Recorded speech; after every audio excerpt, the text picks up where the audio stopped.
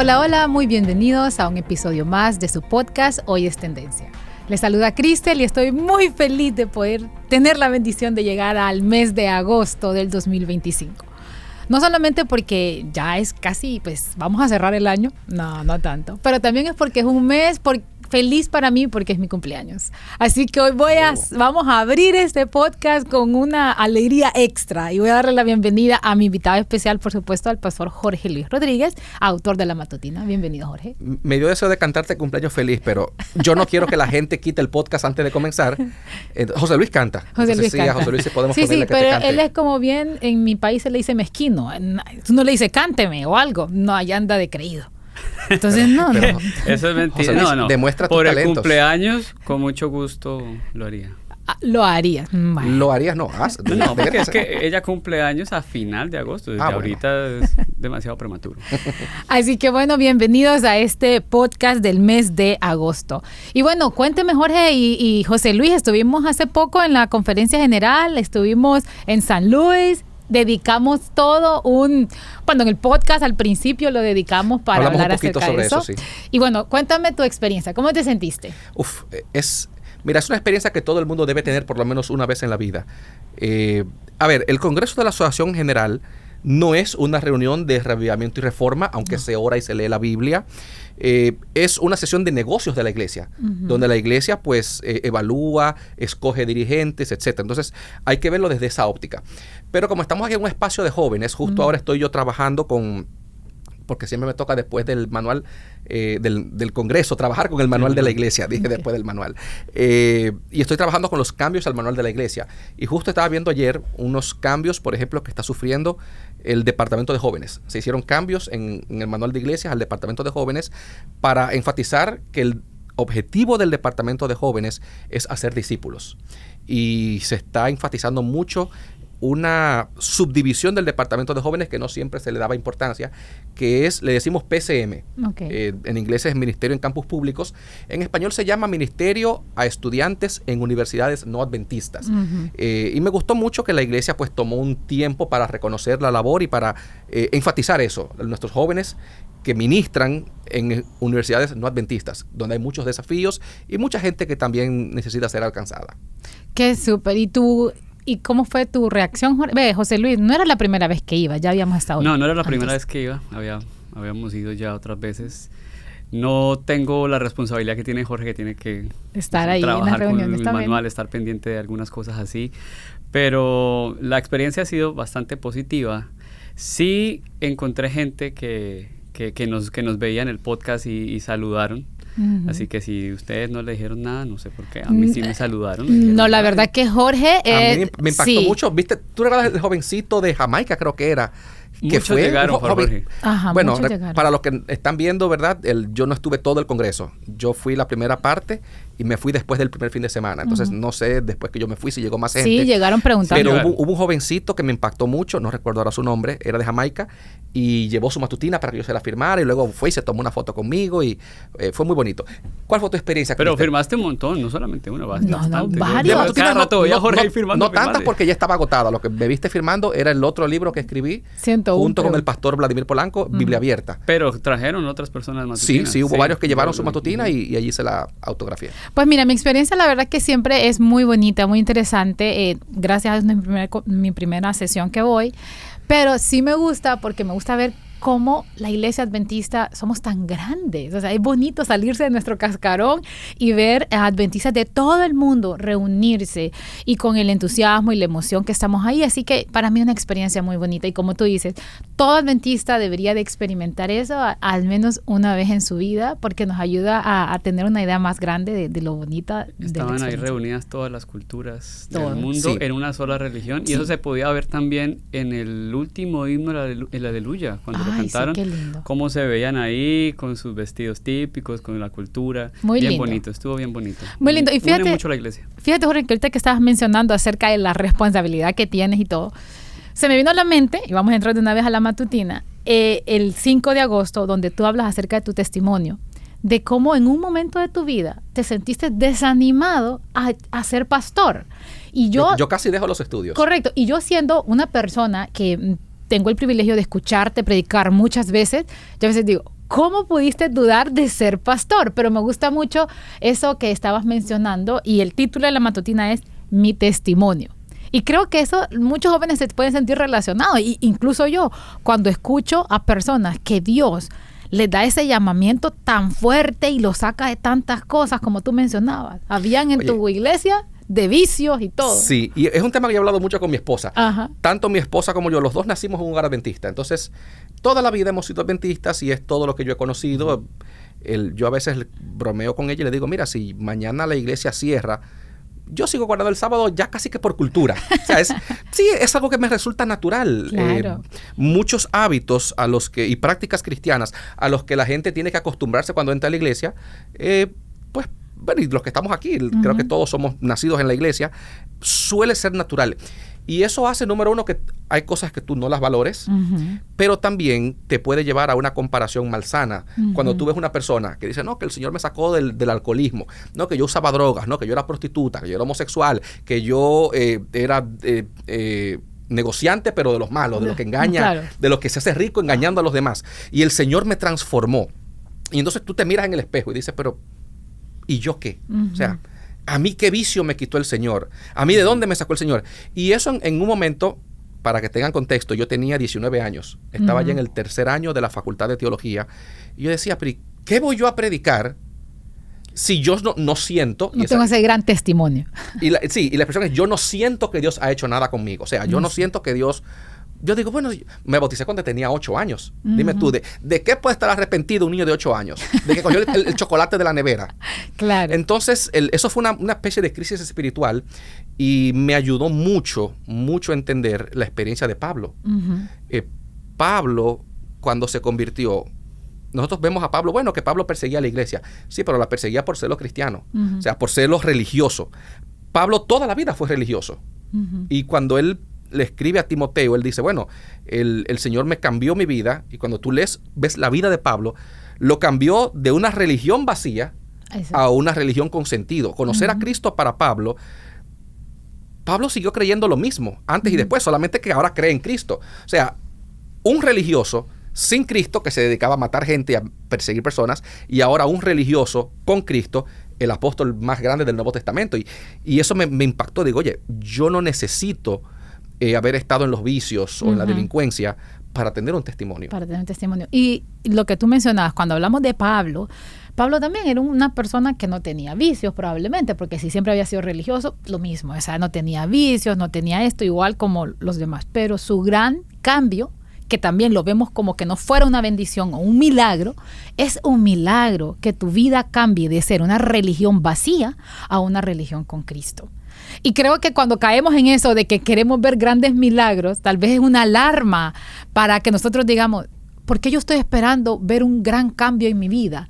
O sea, algo más necesito que no sea que caiga en el vicio.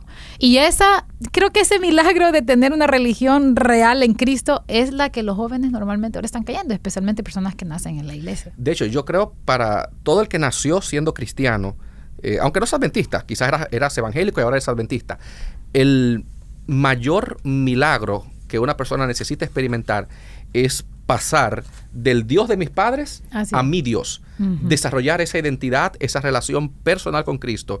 Y no solamente porque fue lo que me enseñaron en mi casa o por lo que yo vi en mis padres, sino ahora el Dios que yo he descubierto, el Dios que yo he experimentado. Y eso fue lo que le pasó a Pablo. Toda la vida él se refirió al Dios que se le apareció en el camino a Damasco. O sea, ese encuentro con Jesús fue lo que cambió su vida. Y él mismo se refiere a su testimonio como Dios lo sacó de esa religión vacía. Y él dice, yo era un perseguidor, era un blasfemo, dice él, a pesar de ser religioso, porque conoció a Cristo en el camino a Damasco. Bueno, yo creo, Jorge, también que hoy en día, mencionaste algo importante, la religión de mis padres y la religión que yo tengo. Creo que también hoy en día es bueno que los jóvenes sepan que como los padres ven la religión, no es exactamente como la tienen que ver ellos, sino hace sentido para ellos. Tienen que tener su amistad, su relación con Dios. Personal. Y en ocasiones nos desanimamos. A mí me pasó. Yo creo que yo le contaba siempre a las personas, le digo que yo me leí el mensaje para los jóvenes, obviamente no porque yo quería. Yo me lo leí porque mi mamá te lo impusieron. me lo impuso. Y no solamente me lo impuso sino como ella lo hacía. Ella se levantaba a las 5 de la mañana, leía su Biblia, leía un libro del Espíritu de Profecía, estudiaba su cartilla y ella decía, esta es la manera en que yo quiero que mis hijos también conozcan a Dios. Y fíjate que ahora, te digo, eso lo hizo cuando yo estaba jovencita. Cuando yo ya ¿Ya no eres jovencita, Cristel? No, ya no tanto. Pero ahora que ya no está ella para levantarme a las 5 de la mañana, yo le doy gracias a Dios por eso que pasó ahí, pero yo desarrollé mi propia relación con Dios después. Y tu propia rutina. Y mi propia de la rutina, también. correcto, de la Biblia. Que tus padres no, por ejemplo, no marcaban los versículos en el celular. Correcto. O no lo compartían en las redes. Así mismo. Para ti y el joven que me está viendo, posiblemente compartir un mensaje por WhatsApp o en Instagram es parte de su devoción diaria, que no formaba parte de lo que sus padres hacían hace 30, 40 años. Así es.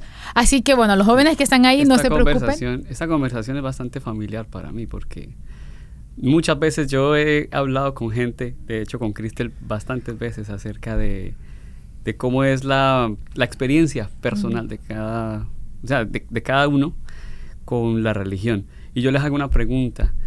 ¿Ustedes creen que si no hubieran nacido en la iglesia, porque ahorita lo está diciendo Jorge, que aquí todos hemos nacido en la iglesia y tal vez las cosas son mucho más familiares, mucho más fáciles, ¿ustedes creen que si no lo hubieran hecho, si no hubieran nacido en la iglesia, ustedes apreciarían más la iglesia o la apreciarían de la misma manera? Pues yo creo que uno aprende a apreciar más la iglesia cuando uno llega como nuevo, como decía Jorge, porque fíjate que es más el sábado en específico.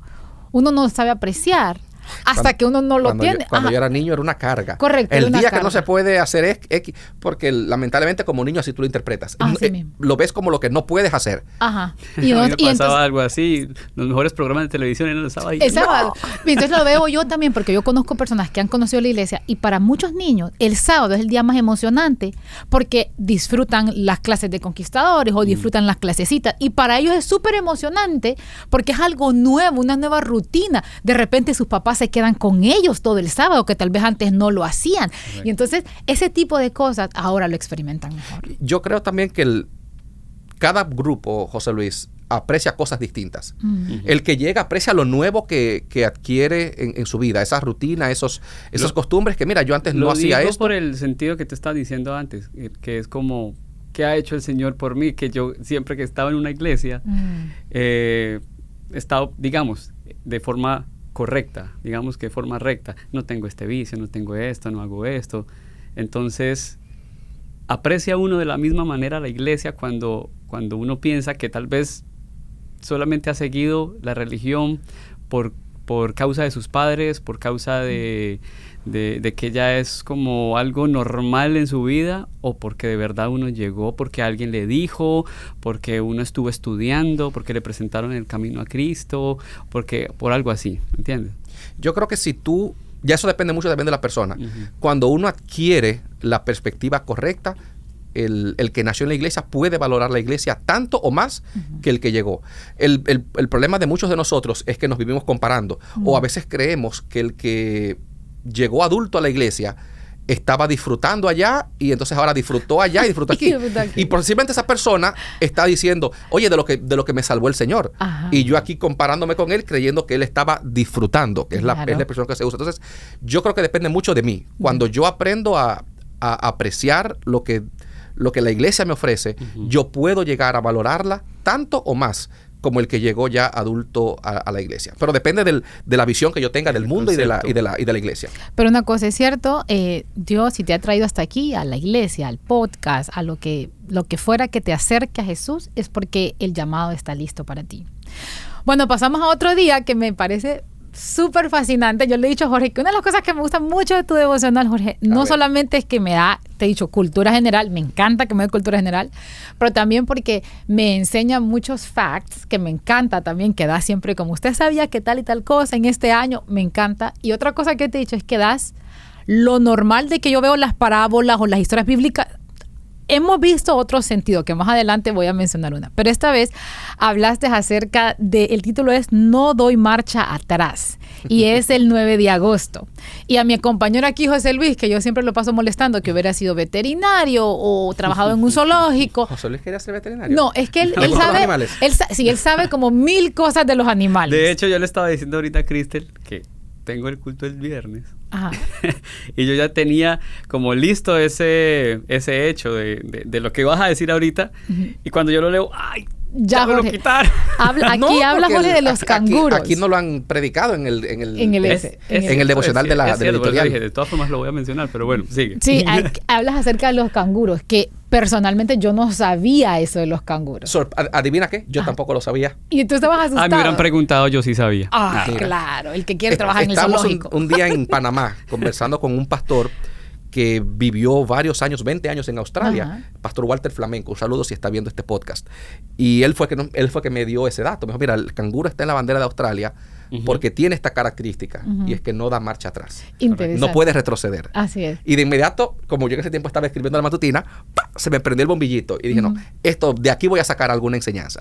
Así mismo, y tú lo cuentas de esa manera, te dice, el pastor le dijo, los canguros, dijo con una sonrisa, no dan marcha atrás. Luego nos explicó que debido a sus enormes patas y colas es prácticamente imposible para los canguros retroceder. Siempre avanzan. Y de ahí proviene incluso de estos animales en el escudo de armas de Australia, simbolizando un país que nunca retrocede, que siempre avanza. Incluso yo lo traje aquí para verlo, para que lo vean. ¿Ese es el escudo de Australia? Sí, este es el escudo de armas de Australia. Ahí Lo que está al lado, ¿qué es? Es otro animal. No quiero decir lo que se parece porque luego de eso puede ser otro animal. Ignorantemente digo yo. No sé, parece un avestruz, pero no eso, sé si un avestruz. Y o vamos a decir, no. Algo así. Así mismo. Pero aquí aparece el canguro y me pareció algo tan interesante. Pero vea. Como decía eso. Las avestruces también es muy difícil que que vayan para atrás. ¿Por qué? También están hechas para correr hacia adelante y debido a sus patas. Ah, también ok. es muy difícil que ¿Ve? vayan Ya para ahí atrás. tienes el devocional. Otra vez, correcto. Y Pero lo veo los dos ahí, yo no había visto eso. me encantó la analogía que hiciste, que es cierto, que el cristiano no tenemos que echar para atrás ni ver nuestro pasado, ni lo que hay allá, sino que simplemente caminar y ver para enfrente, que estamos creados para eso. Y en la matutina yo comparo esto con lo que Pablo dice en Filipenses capítulo 3, no pretendo que lo haya alcanzado, pero una cosa hago, prosigo adelante. Pero para fines de este podcast, vamos ahora a conectarlo con otro versículo. En Hebreos capítulo 10, el apóstol Pablo cita Habacuc 2:4, el justo vivirá por la fe. Y en Habacuc 2:4, el profeta Habacuc dice, aquel cuya alma no es recta se enorgullece, mas el justo vivirá por la fe. Y Pablo, cuando cita este versículo, dice, el justo vivirá por la fe, y añade algo, pero si retrocede, no agrada a mi alma. Y entonces Pablo dice, pero nosotros no somos de los que retrocedemos, sino de los que avanzamos por fe. Y ahí entonces él entra al capítulo 11, muy famoso del tema de la fe. O sea, Pablo dice que nosotros, en Filipenses 3, el que uso en la matutina, Pablo habla en primera persona. Yo prosigo a la meta. En Hebreos 10, Pablo lo aplica en plural. Nosotros. El escudo de armas es todo el país. No son los canguros. Toda Australia se considera, no voy para atrás, no echo para atrás. Pablo dice que esa puede ser también el escudo de armas del cristiano. Okay. Los que no retrocedemos, los que avanzamos para adelante. Y también es una manera súper positiva de ver nuestra vida, de que Dios nos está diciendo, mira, lo que te equivocaste en el pasado, ¿sabes qué? Ya, tranquilo, o sea, avanza, sigue avanzando. Y si hoy te estás equivocando, mañana será otro día y no mires para atrás. Y mientras estaba leyendo la matutina del devocional, me acordé de ustedes, les pasó que vieron este reel, que un muchacho le preguntan a un dominicano, por cierto, creo, que le preguntan, ¿regresarías al pasado? Y el muchachito le dice, ¿a buscar qué? Voy a regresar al pasado. Colombiano. ¿Es colombiano o dominicano? Ah, colombiano. Pues vamos a ver si después en este podcast podemos ponerlo al final. Voy a decirle al muchacho que vea, Manu, que me ayuda a ponerlo. Y él le dice, el niño le dice, ¿a buscar a qué? ¿A qué voy a ir al pasado? Y lo mismo entonces nos dice este devocional, no damos marcha atrás. Los cristianos siempre vamos viendo hacia el frente. Bueno, después de esta devocional, interesante que yo le voy a preguntar a Jorge si lo puso así porque tenía un sentido lógico o no. La siguiente es una fe ciega. Ya hablamos acerca de tu testimonio, que no sentías en ocasiones que tenías un llamado. Después hablamos acerca de que los cristianos solo miramos para enfrente, que no importa lo que hemos pasado, lo que ha pasado en el pasado, hay que seguir caminando. Pero luego de eso, hablas de la fe ciega. Y le haces un llamado a los muchachos de, ¿hay que tener una fe ciega? ¿Dónde está ese punto cuando uno le dice a los papás o a alguien como, es que tal y tal cosa, usted tenga fe, pero sin evidencia? Estamos llamados, los jóvenes están llamados a cerrar su mente, su cerebro, su manera de pensar, de cuestionarse solamente por la palabra fe. ¿Será que como cristiana yo tengo que creerlo todo por fe? Yo creo que ese es un error que proviene de malinterpretar precisamente Hebreos 11:1. Pablo dice, es pues la fe, la certeza de lo que se espera, la convicción de lo que no se ve. Y entonces la gente cree que cuando Pablo habla de lo que no se ve, significa eso, de que yo tengo que creer independientemente de, porque sí. Creer sin ver, porque sí. Pero cuando tú lees el capítulo 11 de Hebreos, Pablo no se refiere a gente que confió simplemente porque sí. Por ejemplo, creo que en el versículo 4 o 5 por ahí, Pablo dice que por la fe entendemos que el mundo fue hecho por la palabra de Dios. Y dice Pablo, de manera que lo que se ve surgió de lo que no se veía. El mundo fue hecho por la palabra de Dios. Lo que se ve, el mundo, fue hecho de lo que no se ve, la palabra de Dios. Lo que no se ve en Hebreos 11 no es una ausencia de evidencias, es la palabra de Dios. Entonces fíjate que no es algo invisible realmente. Es intangible, sería quizás una mejor forma de entenderlo. Yo no puedo tocar la palabra de Dios, pero está ahí. Y como digo en la meditación, la fe se basa en las múltiples... A ver, la fe es confianza. Tú no confías en una persona si no tienes evidencias de que esa persona es digna de confianza. Cuando Dios me pide confía en mí, es porque Él me ha dado evidencias para demostrarme que Él es digno de mi confianza. Y si te falta alguna evidencia, por lo menos porque Él te creó, porque es el creador. O sea, desde que yo nazco con razones para confiar en Dios. Primeramente que todo porque es mi creador, luego porque es mi salvador y porque tengo un montón de historias en la Biblia de cómo Dios ha actuado en el pasado que hoy me sirven de evidencia para yo saber qué pasa cuando yo confío en el Señor. De manera que no, la fe nunca es ciega, la fe no es ciega. Por eso las preguntas, cuando los jóvenes como tienen preguntas, es bueno que las tengan y que buscar evidencias acerca de eso. En el devocional también tú hablabas del caso de que le preguntaron a un matemático irlandés, John Lennox. John Lennox, me encanta ese personaje. ¿Cómo determinar cuál es la religión correcta? A lo que el científico respondió, solo conozco una forma de tomar decisiones y es basándome en la evidencia. Acto seguido, añadió que muchas personas creen que tener fe es sinónimo de creer cuando no hay evidencia. Pero en realidad, dado que fe es sinónimo de confianza, ella siempre está basada en la evidencia. Por eso también creo que nos pasa mucho a los cristianos, que cuando no sabemos cómo explicar algo, tenga fe. Terminamos con lo de tenga fe. Así mismo. Bueno, sí, vamos a ver cuando venga, así mismo. Pero también tú mencionas algo interesante, porque yo no veo el aire, tú mencionabas, no es que no existe. Porque yo no vea el magnetismo o la gravedad, no es que no existe. Simplemente que hay forma, hay evidencia que sí existe. Por ejemplo, vemos los árboles moverse, esa es una evidencia que existe el aire. Entonces, tú sientes la atracción del imán y el metal. Correcto, entonces así mismo lo decía. Y me gusta mucho pensar que incluso la Biblia no nos dice que tengamos una fe ciega. O sea, nos dice como para que creas, mira, aquí te dejo esto. Dios hacía milagros enfrente de las personas para que creyeran. De hecho, Cristel, ese mismo capítulo 11 de Hebreos, después que Pablo te presenta un montón de héroes de la fe y todo lo que hicieron, termina, porque la Biblia no se escribió por capítulo, el discurso termina en el capítulo 12. Por tanto, y lo sé de memoria porque es mi versículo favorito de la Biblia, por tanto nosotros también, teniendo en derredor nuestro tan grande nube de testigos, despojémonos de todo peso y del pecado que nos enreda y corramos con paciencia la carrera que tenemos por delante. O sea, lo que Dios ha hecho en la vida de los personajes bíblicos no es un cuento, no es una historia para yo contarla al niño antes de irse a la cama. Son evidencias que hoy yo puedo utilizar para yo también correr con paciencia, dice Pablo, la carrera que tengo por delante. Lo que Dios hizo en tu vida se convierte en la evidencia para la vida de José Luis. Y lo que Dios hace en la vida de José Luis es una evidencia para mi vida. Y lo que Dios hace en mi vida es una evidencia para el que está viendo este podcast. O sea, tú y yo somos la evidencia. Tú y yo somos la evidencia que otra persona quizás necesita para confiar y creer en el Señor. ¿Se saben que, bueno, acerca de esto, un poquito, yo siempre me he cuestionado como ese versículo, que la fe es la certeza de lo que no se ve. Yo siempre decía, es que no sé, para mí el ser humano, la naturaleza del ser humano es como que siempre cuestionarse cosas. Entonces cuando ya te dicen a ti, crees sin ver, crees sin saber, que ya vimos que está mal, ya de una vez causa como una batalla en mi cabeza. Uh-huh.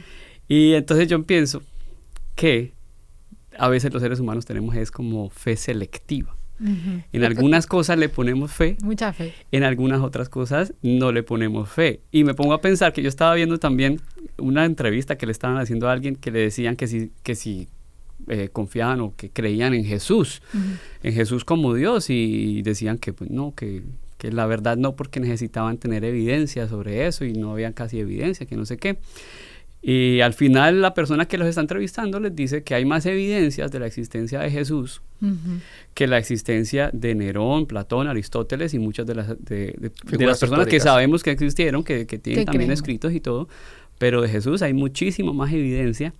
Y de todas formas la gente con su fe selectiva, uh-huh, prefieren no creer cuando ya se trata de algo que tal vez no les va a convenir en algo. Es cierto. Entregar su vida a Jesús, ya no les conviene eso, entonces mejor la fe ahí se termina. Muy en el fondo muchas personas no tienen ningún problema con Jesús como Salvador. Uh-huh. El problema es cuando tú le dices que Jesús también quiere ser el Señor de su vida. Correcto. El que manda y te dice cómo, uh-huh, vivir, y entonces ahí la gente pone esa muralla. No, es que no hay evidencia. Uh-huh. Pues bueno, como te menciono, yo he estado disfrutando muchísimo todas las meditaciones, Jorge, de verdad. Y yo le digo a las personas que por favor la compartan, que yo estoy segura que este será uno de los devocionales como me sucedió en la conferencia. Hay personas que llegaron a preguntarme que si íbamos a volver a publicar la matutina de Mónica, pero esto sí fue lo que me asombró. Llegó un hombre a decirme, yo sé que la matutina era para damas, me dice. Pero yo la leí. Pero mi esposa me la leía todos los días y ahora ya me gustó a mí. Y entonces es muy interesante. Yo creo que esta matutina, este devocional también, Jorge, puede servir para eso, porque de verdad que está muy bonito. Yo voy a recomendarle a los muchachos que vayan y que no se pierdan cuando tú hables acerca de Balaam, porque siempre estamos acostumbrados a escuchar esta historia de no hay que maltratar a los animales, pero tú lanzas preguntas muy interesantes de realmente cuál fue el problema de Balaam, y es muy interesante. Y también la de Samuel, que uno siempre pone la historia de Samuel como que hay que escuchar la palabra o la voz de Dios, pero realmente tal vez la historia de Samuel no nada más era una clase para Samuel, sino que también para alguien más. Así es. A eso me refería. La historia de Samuel a mí me encanta. Aparece varias veces en la matutina. En la matutina. Por eso digo que me fascina, porque me hace ver las historias de la Biblia de una manera diferente. ¿Te estás diciendo eso es porque ya no tenemos tiempo? Así mismo, porque Qué lástima, porque esa... mencionábamos a un compañero de nosotros que... Sí, claro, de Marlon. Hablaba ahí de un compañero que menciona de Marlon. Con permiso de él, ¿verdad? Usted la experiencia de Marloncito. Pero tienen que ir, tienen que leerla, y de verdad que compartan con nosotros, jóvenes, las que más les gustan a ustedes, compártanla con nosotros para que nosotros podamos también estar hablando y comentando. Y si se le adelanta en septiembre, que nos manden, Jorge, como hablen de esta, a ver qué es lo que nosotros... ¿Cuál le gustó? Así es, ¿cuál le gustó? Y bueno, siempre con la invitación a seguir en esta carrera cristiana, adventista. Estamos aquí para hacer siempre unos minutos alegres de sonrisa para los jóvenes, que por favor compartan este podcast, y el próximo mes estaremos también con ustedes. José Luis también estará aquí con nosotros, y muchas gracias a Jonathan, que está ahora con nosotros, y Glenn, que también nos ayuda en los equipos. Gracias, que el Señor les bendiga, y nos vemos en septiembre.